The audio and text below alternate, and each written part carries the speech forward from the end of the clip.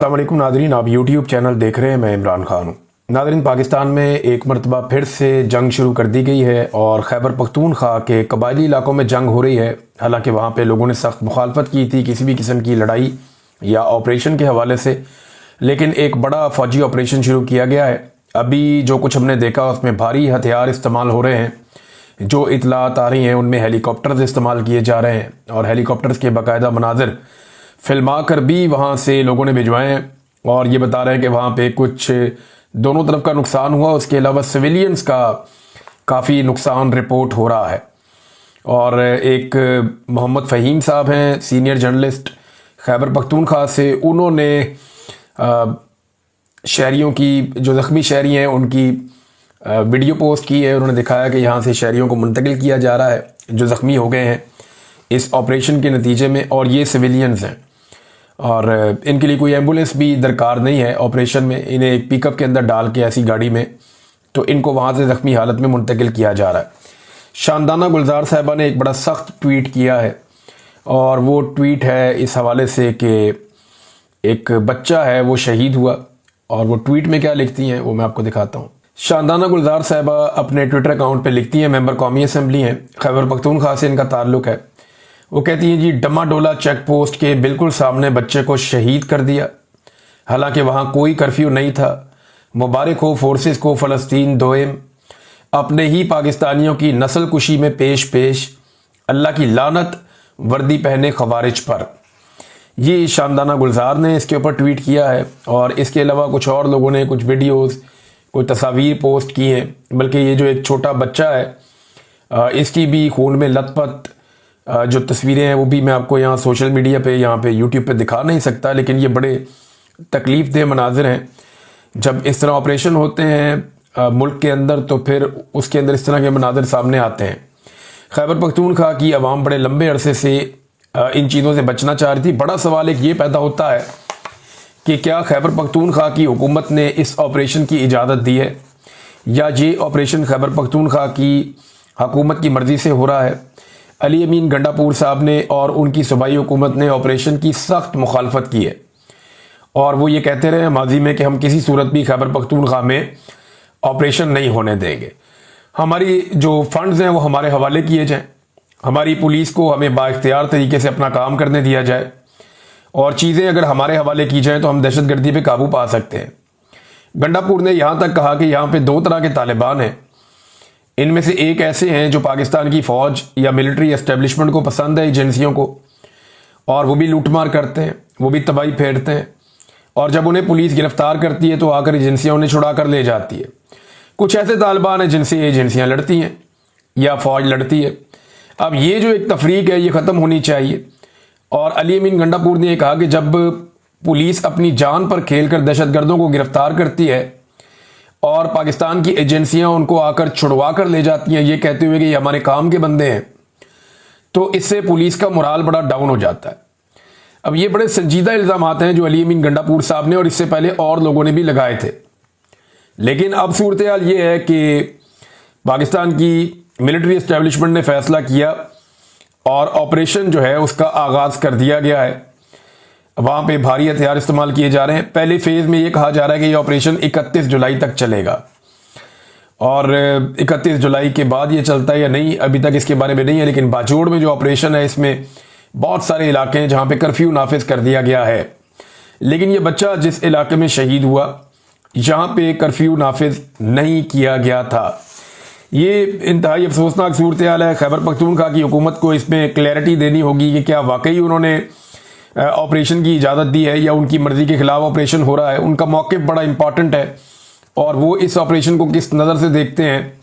जो शहरियों का और अवाम का रद्द अमल है वो अभी तक तो जब मैं आपसे बात कर रहा हूँ सामने नहीं आया, लेकिन मसाजिद में ऐलान करवाए गए और लोगों से कहा गया कि आप अपने घर से बाहर नहीं निकलेंगे, हमने कर्फ्यू नाफिज कर दिया है। और अब यहाँ पे जो दहशतगर्द हैं उनके खिलाफ बाकायदा फ़ौज ने एक ऑपरेशन शुरू कर दिया है। देखें, जो दहशतगर्दी है वो हर हाल में रुकनी चाहिए, ये हर पाकिस्तानी का मौक़िफ़ है, लेकिन खैबर पख्तूनख्वा के तहफ़्फ़ुज़ात सुने जाने चाहिए। वहाँ के लोग ये कहते हैं कि जो ऑपरेशन किए जाते हैं वो दहशतगर्दी के लिए नहीं किए जाते बल्कि हमारे वसाइल पर कब्जे के लिए किए जाते हैं। अगर तो ये ऑपरेशन सिर्फ दहशतगर्दों को धकेलने के बाद ख़त्म हो जाते हैं और उसके बाद फ़ौज जो है वो वापस बैरकों में चली जाती है और मकामी इंतज़ामिया आकर सारा कंट्रोल संभाल लेती है, जैसा कि माजी में नहीं हुआ। माजी में जितने ऑपरेशन हुए इसके बाद हमने देखा कि वहाँ पे मुस्तकिल तौर पे फ़ौज का एक वजूद हमेशा कायम रहा। वहाँ से फ़ौज वापस नहीं गई, जिन जिन इलाकों में गई वहाँ पे फिर ऑपरेशन करने के बाद वो मौजूद रहे और बहुत लंबे चौड़े इलाके उनके कंट्रोल में रहे। तो मकामी लोग ये समझते हैं कि उनके वसाइल पर कब्जा हो जाता है। ख़ास तौर पे मादनियात के हवाले से पाकिस्तान जो अपने मगरबी ममालिक के साथ जो पाकिस्तान की एस्टेब्लिशमेंट और हुकूमत बातचीत कर रही है, ख़ास तौर पे रेयर अर्थ मिनरल्स जिस पे सारी दुनिया की नज़रें हैं, चाइना, अमेरिका या जर्मनी या दीगर जो बड़े मुल्क हैं, रशिया, इन सब की नज़रें रेयर अर्थ मिनरल्स पे हैं। रशिया ने यूक्रेन पे अटैक किया और यूक्रेन में क्या है, वहाँ पे बहुत सारी चीज़ों के अलावा रेयर अर्थ मिनरल्स हैं। ये अमेरिका को भी चाहिए। आपने देखा डोनाल्ड ट्रंप ने ज़ेलेंस्की को जलील करके रख दिया अपने सामने बैठा के और मामला सिर्फ जाकर मादनियात पे ख़त्म हुआ। तो इसी तरह पाकिस्तान को तो कोई तकलीफ उठाने की ज़रूरत ही नहीं पड़ी। पाकिस्तान तो स्टेट में इस ऑफर को पहले दिन से लेकर गया था कि जनाब हम मादनियात आपको देना चाहते हैं, बल्कि पाकिस्तान से ही अनाउंस करके गए थे कि हम तो रेयर अर्थ मिनरल्स आपको देना चाहते हैं। अब ये फ्यूचर में ये मिनरल्स या मादनियात किस काम आएंगी, इसके बारे में शायद अमेरिका, रशिया, चाइना, इन ममालिक के साइंसदानों के पास कुछ तहकीकात हैं और इसीलिए ये सारे ममालिक बहुत डेस्परेट हैं, बहुत ज़्यादा उतावले हो रहे हैं कि किसी तरह मैक्सिमम ये मादनियात या मिनरल्स वो उठाकर अपने मुल्कों में ले जाएं और इनको अपने लिए इस्तेमाल करें फ्यूचर में, क्योंकि फ्यूचर में साइंटिफिक स्टडीज़ के मुताबिक ये धातें बहुत कीमती हो जाएंगी और इनकी बड़ी शदीद ज़रूरत रहेगी। तो नाज़रीन, अब रेयर अर्थ मिनरल्स के ऊपर जो है वो पाकिस्तान का एक इन्हिसार है और वहाँ पे जो ऑपरेशन है लोग उसको उसके साथ जोड़कर देखते हैं। खैबर पख्तूनख्वा में पाकिस्तान तहरीक इंसाफ की हुकूमत है और तहरीक इंसाफ की हुकूमत ने एक दिन पहले फ़ौज को खैबर पख्तूनख्वा में महदूद करने के हवाले से एक ऐलान जारी किया था। बाकायदा 2 सफ़ों का एलामिया था पाकिस्तान तहरीक इंसाफ खैबर पख्तूनख्वा का, और उसमें पाकिस्तान तहरीक इंसाफ ने यह कहा था कि फ़ौज को खैबर पख्तूनख्वा में महदूद किया जाए और उन्हें जो लामहदूद इख्तियारात दिए गए हैं खैबर पख्तूनख्वा में ऑपरेशन के हवाले से या दीगर चीज़ों के हवाले से, वो लामहदूद इख्तियारात फ़ौज से वापस लिए जाएं। लेकिन वो इख्तियारात फ़ौज से वापस लेना तो दूर की बात है, या फ़ौज की जो एक्टिविटीज़ हैं, सरगर्मियां हैं, उन्हें खैबर पख्तूनख्वा में महदूद करना तो बहुत दूर की बात है। यहाँ पे एक लेटर सोशल मीडिया पे गर्दिश कर रहा है और इस लेटर का ताल्लुक है कंटोनमेंट बोर्ड पेशावर से। ये सूबाई हुकूमत का लेटर नहीं है। अब सूबाई हुकूमत ने काम कब किया, कितना अरसा पहले किया और किसने करवाया, ये सवालात मौजूद रहेंगे। सूबाई हुकूमत इसके ऊपर अपना मौक़िफ़ दे सकती है। लेकिन ये 29 अप्रैल 2025 का एक लेटर है, आज के दिन का, और ये सोशल मीडिया पे सर्कुलेट कर रहा है और कुछ जर्नलिस्ट हैं जिन्होंने इसको पोस्ट किया। लेटर ये कहता है कि जो पेशावर कंटोनमेंट का इलाका है उसमें तौसी कर दी गई है, यानी 3 ऐसे देहात हैं जिनमें तहकाल बाला और रैगी, ललमा और दीगर कुछ इलाके हैं जो इसके अंदर शामिल हैं। तो ये जो एरियाज हैं इन्हें कंटोनमेंट में शामिल किया गया है, यानी कंटोनमेंट का रकबा बढ़ा दिया गया है और इन इलाकों के अंदर आइंदा जो भी एक्टिविटी होगी उसके लिए तमाम इजाज़तनामे कंटोनमेंट से जाके लेने होंगे। कंटोनमेंट ने ये लेटर जारी कर दिया, लेकिन ये सारे इलाके सूबाई हुकूमत दे सकती है कंटोनमेंट को। यानी सादी बात यह है कि खैबर पख्तूनख्वा में पाकिस्तान तहरीक इंसाफ ये कहती है कि फ़ौज के किरदार को और फ़ौज की जो मौजूदगी है उसको महदूद करना है या उसके इख्तियारात को महदूद करना है। दूसरी तरफ जो गंडापुर साहब की हुकूमत है वो कंटोनमेंट्स के रकबे में इजाफा कर रही है और ये हर जगह पे हो रहा है। यानी पाकिस्तान में जितने कंटोनमेंट्स हैं, इंडिया में तो ख़त्म हो गए सारे कंटोनमेंट्स। ये ब्रिटिश दौर में ये हुआ था कि कंटोनमेंट्स के इलाके बनाए गए थे जहाँ पे मिलिट्री को या फ़ौजों को रखा जाता था। ख़ास तौर पे जो बरतानिया से फ़ौजें आती थीं वो अपने ख़ास इलाके बनाकर वहाँ पे रहते थे और आम लोगों में घुलते मिलते नहीं थे, तो उन्होंने अपना एक पूरा पैरेलल निज़ाम खड़ा किया हुआ था। तो इसी तरह ये कंटोनमेंट्स जो है आज पाकिस्तान में मौजूद हैं, इंडिया में इन्होंने ख़त्म कर दिए थे, बाकी जगहों पे भी ऐसे नहीं है। लेकिन पाकिस्तान में लगातार कंटोनमेंट्स बढ़ते चले जा रहे हैं, बढ़ते चले जा रहे हैं, बढ़ते चले जा रहे हैं। पाकिस्तान के तमाम बड़े शहरों के अंदर कंटोनमेंट्स हैं जिनमें फ़ौज का कंट्रोल है। और इन इलाकों का कोई ऑडिट नहीं कर सकता, कोई पूछ नहीं सकता, कोई सवाल नहीं उठा सकता। और इसके अंदर जो कुछ होता है किसी दिन इस पर इंशाल्लाह हम बात करेंगे। लेकिन अभी फिलहाल ये है कि पेशावर में जो कंटोनमेंट का इलाका है उसको बड़ा कर दिया है खैबर पख्तूनख्वा की हुकूमत ने। हालांकि पाकिस्तान तहरीक इंसाफ फौज के किरदार को खैबर पख्तूनख्वा में महदूद करने का दावा कर रही थी। अली अमीन गंडापुर साहब की हुकूमत ने अभी तक कोई FIR नहीं की, जो FIR एक होनी चाहिए थी। वादी तीरा के इंसिडेंट में अभी तक पता तो नहीं चला कोई FIR का, ना कोई सामने आई, और ना ही ड्रोन अटैक्स के ऊपर उन्होंने कोई FIR की है, और ना ही सूबाई हुकूमत ने अभी तक ये जो ऑपरेशन शुरू किया गया है इसके बारे में कोई अपना मौक़िफ़ दिया है। जिस वक्त मैं ये वीडियो रिकॉर्ड कर रहा हूं अली अमीन गंडापुर खामोश है। राणा सनाउल्लाह ने दावा किया था कि अली अमीन गंडापुर रोला चोला डालेंगे, अपनी सियासत कर लेंगे, लेकिन हमारे साथ मुकम्मल ताउन करेंगे, जब भी उनकी ज़रूरत पड़ेगी तो बेफिक्र रहे अली अमीन गंडापुर के सख्त बयानात से। तो वो बज़ाहिर अब ये दिखाई दे रहा है अभी तक हो सकता है कि गंडापुर साहब जो है वो कुछ देर में कोई स्टेटमेंट जारी करें या कोई बात करें इस ऑपरेशन को लेकर। बहरहाल इमरान खान साहब ने इसके बारे में अपनी स्टेटमेंट दे दी है, और इमरान खान साहब की बहन ने वो स्टेटमेंट बाहर आकर बताई। और इमरान खान साहब की बहन का कहना है कि इमरान खान साहब को ये वादी तीरा में जो ऑपरेशन हो रहा है या जो कुछ वादी तीरा में इंसिडेंट हुआ इसके बारे में जब इमरान खान साहब को बताया गया तो उन्हें बहुत अफसोस है इस बात का। इमरान खान साहब ने कहा कि ऑपरेशन जो है वो बिल्कुल ऑपरेशन नहीं होना चाहिए वज़ीरिस्तान में, ऑपरेशन कोई हल नहीं है। वादी तीरा वाक़े पर इमरान खान ने दुख का इजहार किया और कहा कि वज़ीरिस्तान में बिल्कुल ऑपरेशन नहीं होना चाहिए, ऑपरेशन कोई हल नहीं है। ये अलीमा खान साहिबा ने बताया। उसके अलावा इमरान खान साहब के हवाले से उन्होंने चंद और चीज़ें बताई हैं। एक, उन्होंने कहा जी हुकूमत ने धमकियां दी कि इमरान खान के बेटों को आते ही गिरफ्तार कर लेंगे। भाई क्यों गिरफ्तार कर लेंगे? आप दुनिया को दिखाना चाहते हैं कि हमारे यहाँ कानून किस तरह खत्म हो चुका है, दफन हो चुका है। दूसरा, इमरान खान साहब का एक स्टेटमेंट बड़ा पॉपुलर हुआ आज के दिन में, बताता हूँ आपको। इमरान खान साहब का एक और पैगाम बताया कि अगर आप इस तहरीक में हिस्सा नहीं लेते तो आप भी जमहूरियत को इतना ही नुकसान पहुंचा रहे हैं जितना उन लोगों ने पहुंचाया। इसलिए इमरान खान ने कहा कि सब निकलें, तहरीक शुरू हो चुकी है, आप सब लोग इसमें अपना हिस्सा डालें। फिर उन्होंने कहा कि MPAs और MNAs की नाअहली पर इमरान खान का रद्दअमल आया है, ये नाजायज सजाएं हैं। तारीख में लिखा जाएगा कि जमहूरियत को सबसे ज्यादा जिस शख्स ने नुकसान पहुंचाया वो सिकंदर सुल्तान राजा है। अच्छा नाज़रीन, ये भी एक ना तारीखी किस्म की ज्यादती की है सिकंदर सुल्तान राजा साहब के इलेक्शन कमीशन ने। यानी जिन लोगों को अदालत से सजा हुई है वो अपील में चले गए हायर कोर्ट में। अब जब वो अपील में चले गए हैं तो अपील सुनी जाएगी ना। अभी आप एकदम तो नाअहल नहीं कर सकते, लेकिन इलेक्शन कमीशन ने पकड़ के फौरी तौर पर उनको नाअहल कर दिया और वहां पर इलेक्शन भी अनाउंस कर दिया। भाई अगर अपील लग जाती है उनकी तो वो तो अभी प्रोसेस में है, फिर तो आप उनको ना अहल कर सकते हैं, ना आप वहां पे दोबारा इलेक्शन करवा सकते हैं, रुक जाएगा मामला। अब तहरीक इंसाफ के लोग चले गए अपील में, अदालतें डिले में डाल रही है चीजें और अदालतों ने ज्यादतियों की इंतहा कर दी है।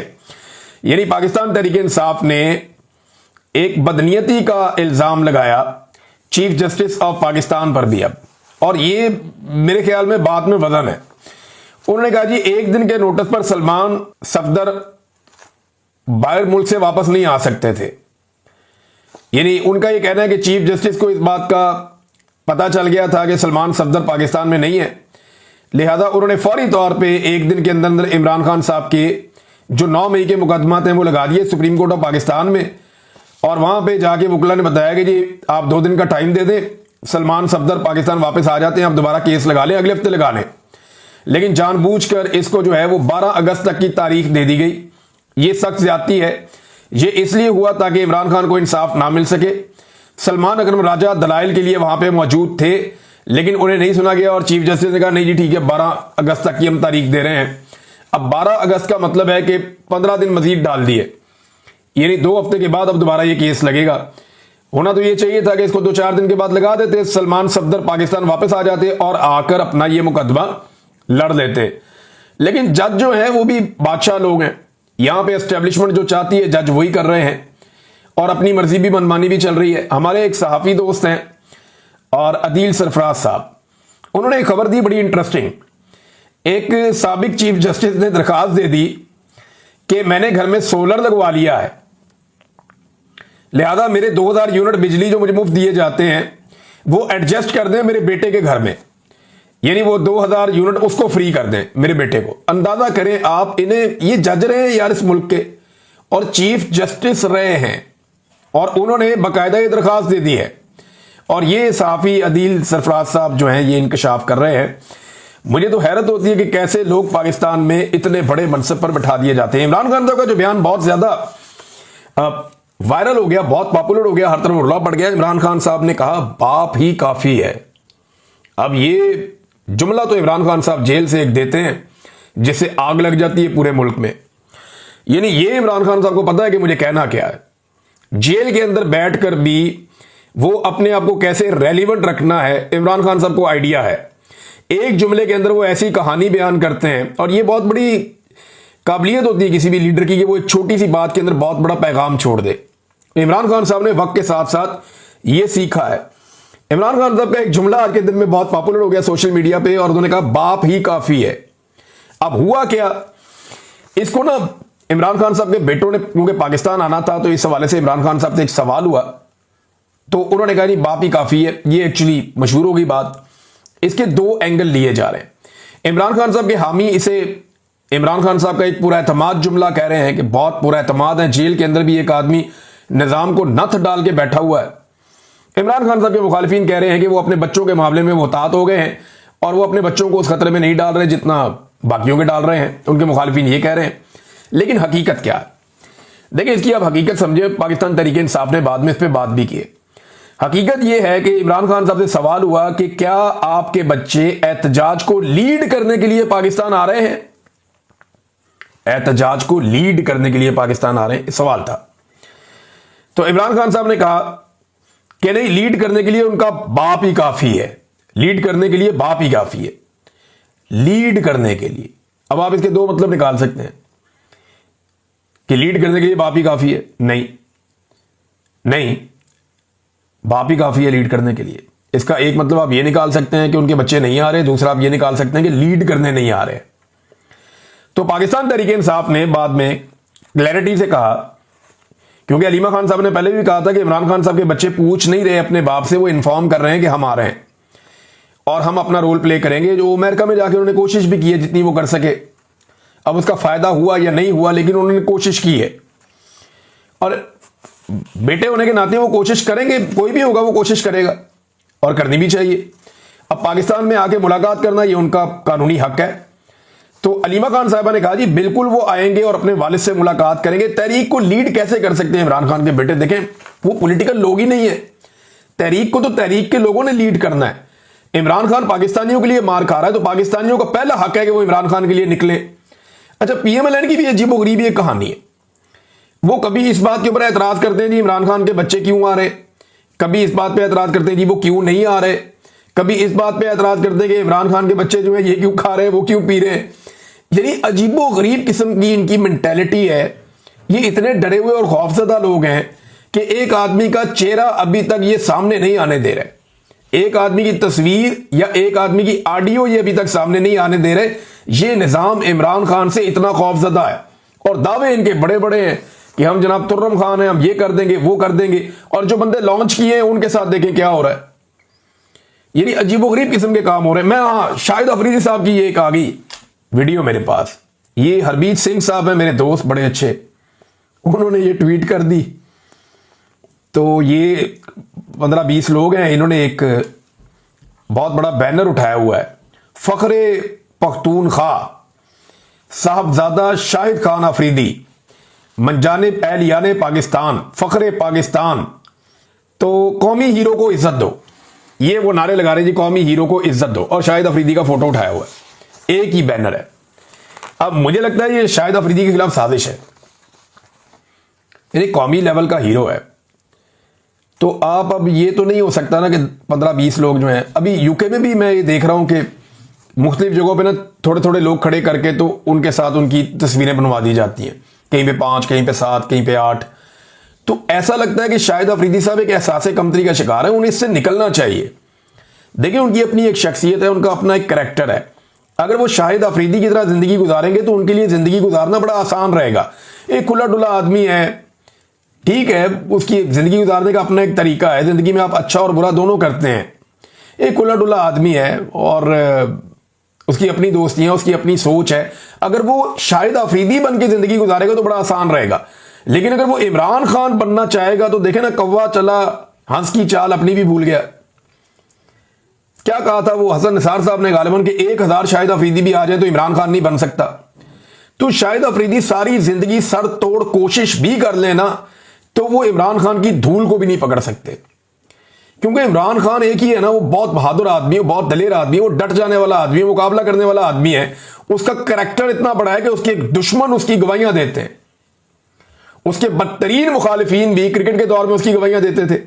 आज उसके बदतरीन सियासी मुखालिफिन भी आप अकेला लेकर किसी को भी बैठे तो वो गवाहियां देंगे कि यार बहुत दलेर आदमी है, बहुत शानदार आदमी है। तो ये इमरान खान का कैरेक्टर है। शाहिद अफरीदी कभी भी इमरान खान नहीं बन सकते। इस चक्कर में वो बार बार जो है ना, वो बात कहीं से कहीं चली जाती है।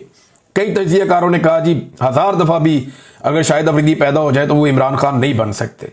अब ये एक मुझे तो साजिश ही लगती है कि 10-15 लोग निकले और निकल के शाहिद अफरीदी के लिए कौमी हीरो को इज्जत दो। ये क्या बात है। अब मेरे ख्याल में थोड़ी कोशिश अब करनी पड़ेगी उन्हें, 100-200 बंदा इकट्ठा करके कहीं पे कौमी हीरो को इज्जत दो का एक मुजाहरा करवाना चाहिए। इस तरह का मुजाहरा होने से बेहतर था कि मुजाहरा होता ही ना। नादरीन, खबरें और आपके साथ शेयर करता हूं नेक्स्ट वीलॉग में, लेकिन अफसोसनाक बात यह है कि एक मरतबा फिर इससे पहले कोई 20 से ज्यादा ऑपरेशन खैबर पख्तूनख्वा में हो चुके हैं। एक ऑपरेशन और शुरू किया गया, लेकिन कभी पिछले 20 ऑपरेशंस में पाकिस्तान ने क्या पाया क्या खोया हमने उसका हिसाब किताब किया। खैबर पख्तूनख्वा ने कितनी लाशें उठाई, उनके लिए जिम्मेदार कौन था, हमने कभी उसका हिसाब किताब किया। यहां स्मगलिंग कौन करता है, पैसा किसकी जेब में जाता है, ये मादनियात किसके कंट्रोल में जाना चाहती हैं, कौन लेकर जाना चाह रहा है, कभी इसके ऊपर मैंने बात की। कितने लोग कोलेटरल डैमेज में शहीद हुए, हमने कभी इस पे बात की। कोई अकाउंटेबल है इस दहशतगर्दी के लिए, इस बदअमनी के लिए, क्या कोई जवाबदेह है, हमने कभी इसके ऊपर बात की। हम तमाम मुश्किल सवालों से भागते रहते हैं और आखिर में हमारे पास हल एक ही होता है कि गोली चला दो। गोली चलाने से अमन नहीं आता, गोली चलाने से धमाका होता है और यह धमाका अमन को खा जाता है। अब तक